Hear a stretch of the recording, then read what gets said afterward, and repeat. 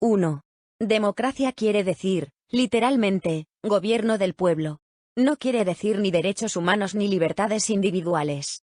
La confusión entre estos conceptos nos ha conducido a interpretar incorrectamente el mundo en que vivimos. 2.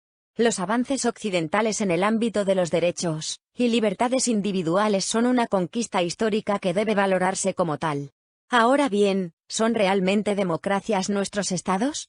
Desde nuestro punto de vista la respuesta es clara, no, no lo son. 3.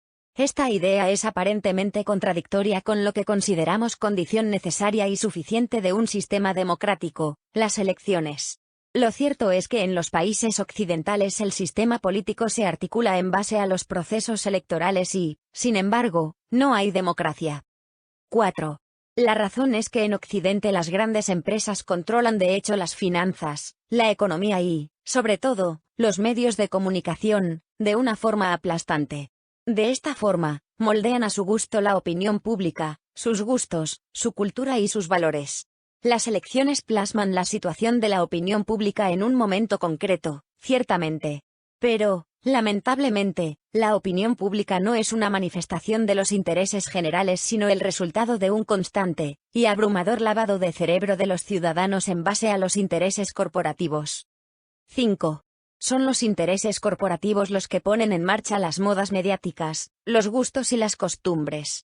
Son estos intereses los que, a través de los medios de comunicación, nos definen lo que es izquierda, lo que es derecha y lo que es centro. Como lo que es políticamente correcto y lo que no lo es. 6. Esto nos lleva a la conclusión de que las sociedades occidentales no viven en una democracia sino, en todo caso, en una doxacracia, si queremos llamar así al gobierno de la opinión. 7. Puesto que la democracia es el campo de trabajo fundamental del movimiento socialdemócrata, posicionarnos al respecto es esencial.